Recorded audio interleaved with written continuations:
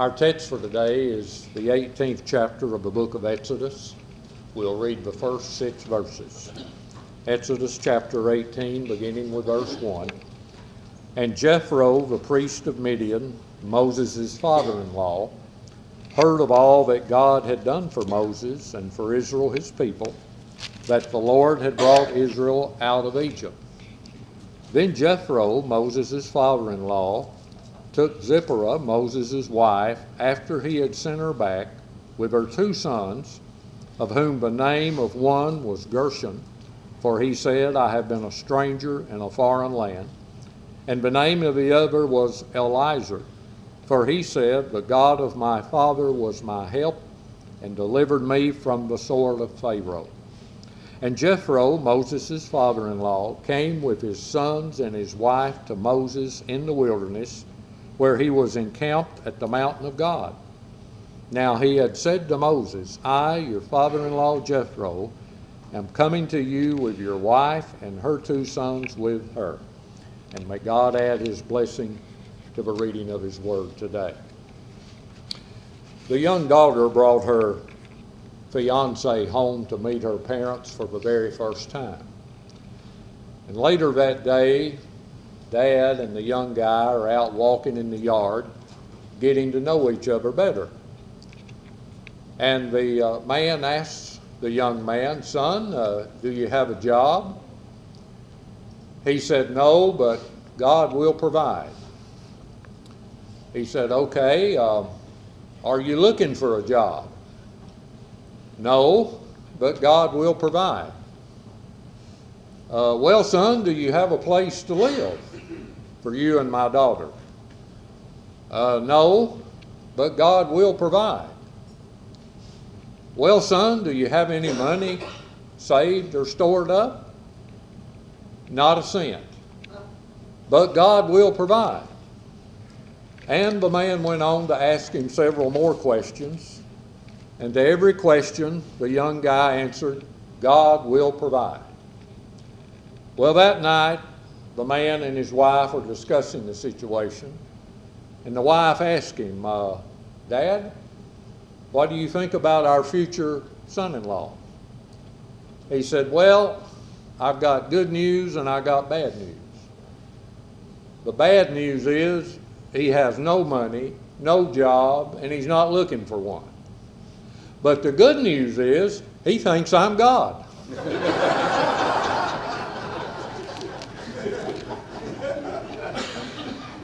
Now, how that father-in-law and son-in-law relationship worked out, I don't know. But we do know how the father-in-law and son-in-law relationship between Jethro and Moses turned out. And today, on this Father's Day, we're going to take an in-depth look, not really at Moses, but at Jethro. And we're going to see that he was one fine father-in-law. He was a jewel. And to be a fine father-in-law, one obviously must be a fine father. First of all, we note Jethro's responsibility. His responsibility for the safety and security of his family. This is laid out for us in the text which we just read. While Moses is leading God's people on their exodus out of Egypt to the promised land, Jethro has his daughter, the wife of Moses, and his 2 grandsons, the sons of Moses, back home with him. And then our text tells us he makes the trip to take them to Moses to reunite with them. Now here's the question. Why were they separated in the first place? Why was Moses separated from his wife and his 2 sons in the first place? Why did Jethro keep them back with him for a period of time? I'll tell you why. For their safety and security. You see, Jethro was waiting for Moses to get out of Egypt, to get through the Red Sea, and to get away from Pharaoh before uniting his family back with Moses. So Jethro waited until the safest possible time to reunite his family with Moses. So here we see his responsibility for the safety and security of his family being his number one priority. And because it was, he was a jewel. We go to verse 7, and we see his respect from Moses. When they do meet, notice how Moses met Jethro. He bowed down and kissed him. This bowing and kissing was Moses showing Jethro his deepest and most profound respect. Now note the difference here. Earlier, Moses would not bow down to the strongest man on earth, Pharaoh, but he would gladly bow down to his father-in-law. Obviously, Jethro had earned the respect of even the mighty Moses. Well, we stay in verse 7, and we next see his regard both for and from Moses. Look at the first thing these two men talked about when they met. They asked each other about their well-being. The first thing Moses wanted to know about Jethro was how Jethro was doing. And the first thing Jethro wanted to know about Moses was how Moses was doing. You see, their number one regard and concern was not for themselves, but for the other person. That's unselfishness, something that very few people have, in all honesty. But this man Jethro had it, and it made him a jewel. Well, now we go to verses 8 and 9, and we find his rejoicing. In verse 8, Moses tells Jethro how the Lord had delivered them from Pharaoh and how he had provided for them out in the wilderness. And how does Jethro respond to this news? Verse 9, he rejoiced for all the good the Lord had done. Jethro wasn't envious or jealous of this good news. He wasn't indifferent, uncaring, or apathetic about this news. No, he rejoiced with Moses at the goodness of God, making him a jewel. And then we go to verses 10 and 11, and we find his reverence for God. In verse 10, he reveres God for being more powerful than Pharaoh and the Egyptians. And then in verse 11, he reveres God for being greater and above all the gods. Jethro shows his reverence for the God of Moses by placing him above all and by praising him for being the almighty, all-powerful God that he was and is. And for a dad to do that, that makes him a jewel of a dad. Well, we travel on to verse 12, and we find his rendering of his offering and worship to God. Verse 12 tells us that Jethro took a burnt offering and other sacrifices to offer to God. As an act of his worship, Jethro goes down into his pocket and gives God an offering. And when a man goes down into his pocket, you know he's serious.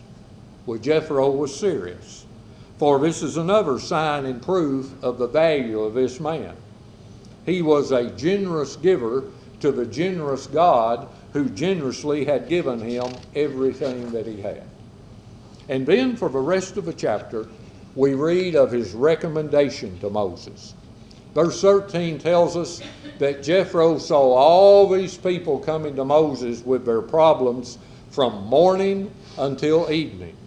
So Jethro pulls Moses to the side and he says, "Son, this is too much for you.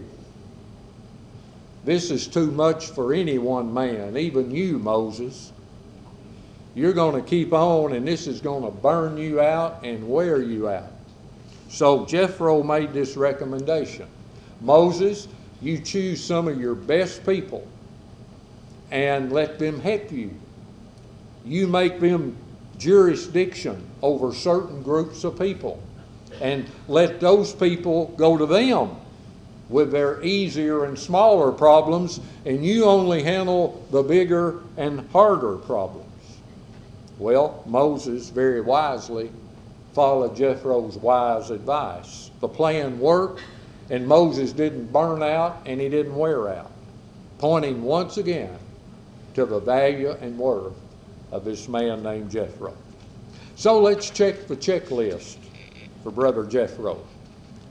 Did he show responsibility for his family's safety and security? Check. Was he respected by even the mighty Moses? Check. Did he show regard for other people before himself? Check. Did he rejoice when God blessed other people? Check. Did he revere God as the supreme God over all? Check. Did he render to God his offerings as a means to worship him? Check.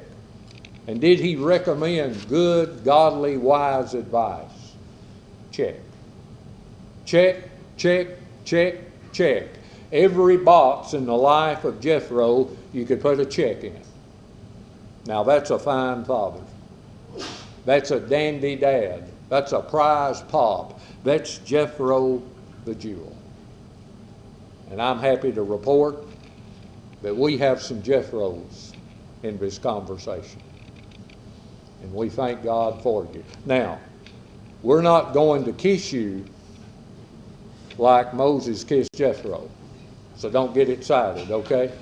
We love you, but we ain't going to kiss you, all right? That's a Middle East custom, all right? We're not going to kiss you, but we do salute you. We do commend you. We do thank God for you. And we do praise God for you. And I thank you personally that I'm privileged to pastor some Jethros. Yeah, we got some jewels here. We got some jewels, and we thank God for them.